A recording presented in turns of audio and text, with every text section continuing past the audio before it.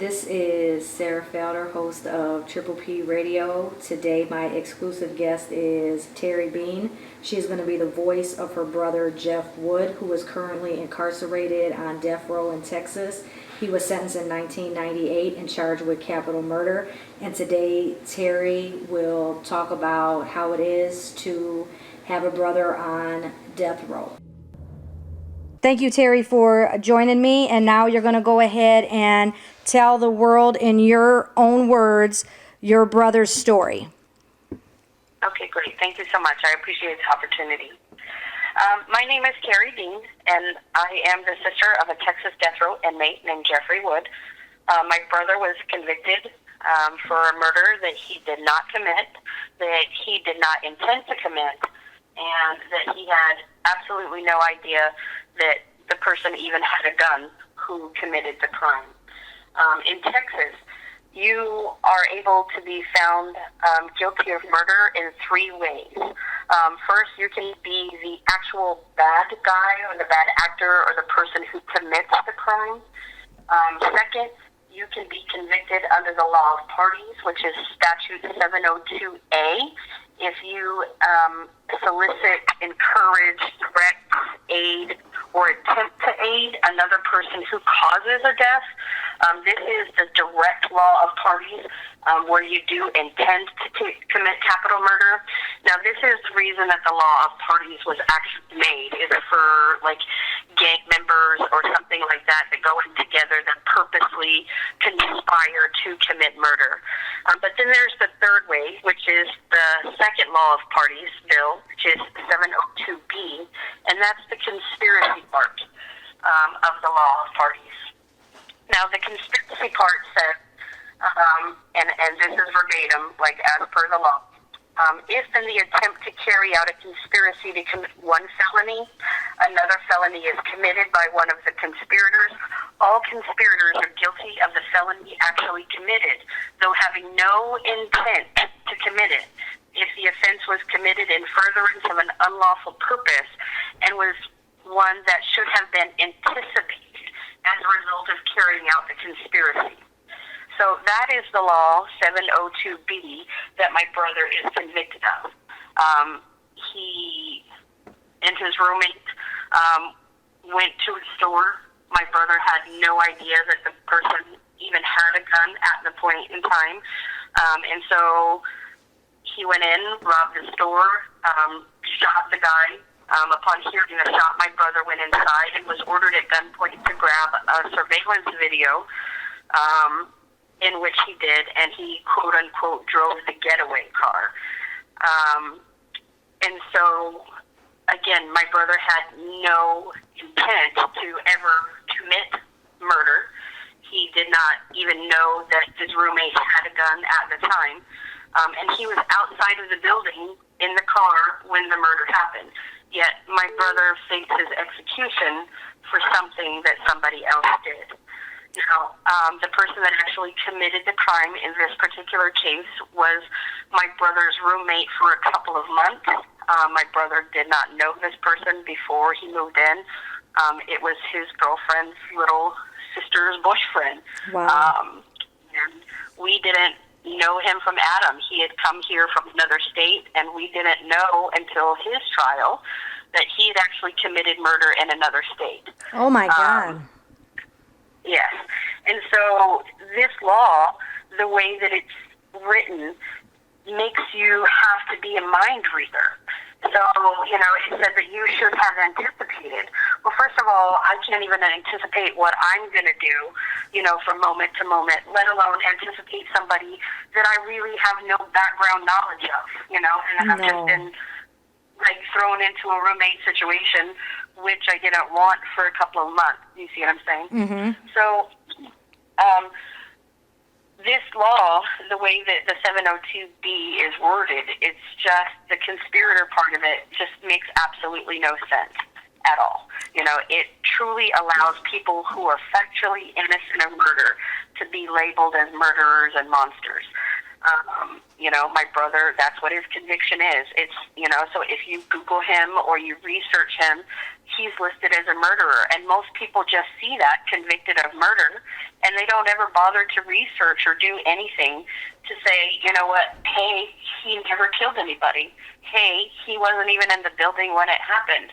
They just see convicted murderer and they, jump to the conclusion that he's a monster.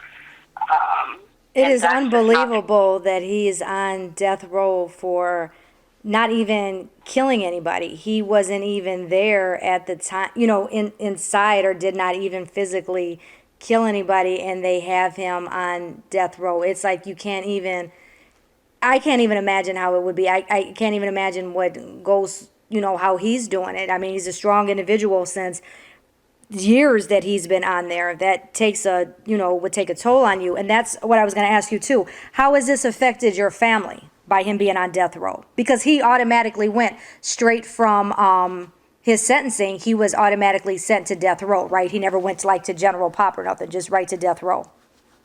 Yes, he just went straight to death row from jail. Wow. And I can tell you, it has been, there's so many effects.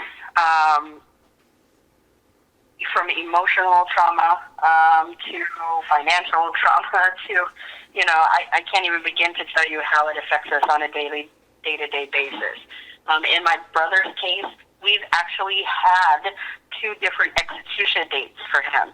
And so both of them were scheduled, right after his birthday. His birthday is August 19th, and the first date we got was August 21st. So, happy birthday, we're going to kill you. Exactly. Oh my God. And then especially and he didn't even kill anybody. You know what I mean? It's like, right. Wow. Exactly. And so the second date was pretty much the same thing. So, we got the date, and it was set for August 24th, which is just a few days later. So, again, here, happy birthday, let me kill you. We were in these 2, and I consider us blessed to have gotten in with the Texas Defender Service, and we had one of the TDS members that graciously helped my brother's lawyer write these briefs that has kept my brother alive. But I don't honestly know for how much longer, and I can't begin to tell you what kind of psychological toll that takes on a person, knowing that, first of all, you have a family member who, I have 7 brothers, and Jeff, I'm the oldest, and Jeff is the next one down for me. And so I'm very protective of my brothers. I've always, looked after them. Both parents moved. I was the babysitter. That always falls to the oldest. And so, I'm really close with him and have been. And to know that he's going to die and there's nothing, I am an advocate for him.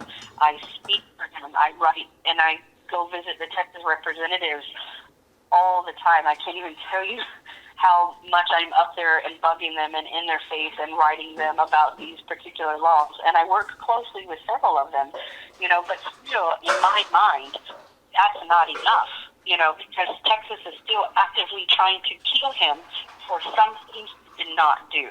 It's unbelievable. Okay. I mean, it is unbelievable with that. But, I mean, you are doing an excellent job. You have a lot of support, and I know meeting you was an honor to even meet you for all the stuff that you do and the strong fight that you do, and I'll help you in any type of way that I can with my organization, Pink Peacock Project, to help get your brother free and especially to get him off a death row. Right. Well, you have no idea how much, that means to me. I truly consider that a blessing, and I thank you so much for this opportunity. Your brother's story needs to be told, and without him actually telling it in his own words, for you to do it is, you're his voice. You've been his voice since day one, and it's time for everybody to listen, and, the people that are going to listen, somebody out there, hey, there's, again, a innocent man that did not commit a murder, did not kill anybody, and you have him sitting on death row and, had 2 execution dates. I mean, wow. I mean, like, how can that law even be? You didn't do anything. How can you take a life for a life and there was no life taken? It's just, it's ridiculous. But I know, I wanted to ask you too, have you visited your brother on death row? And then do you visit him a lot? And how are the visits? I wish that I could say that I had the money to visit him a lot. I'm just a protective teacher, and don't get paid very much. And it really is a struggle to make those visits. So when I said earlier that, it was a financial responsibility, I try to give my brother as much money as I can possibly give him, and still be comfortable, because I have my family to raise myself. But, nobody is there to give him basic supplies, extra or shirts or underwear or soap or, toothbrush and toothpaste and, just the little things that add up. But I am able to see him several times a year. Good. Texas is a really large state, and so I drive 6.5 hours to get there. Wow. And we always have to, because I never drive up there and drive back on the same day, so it always involves a hotel stay, and that kind of planning.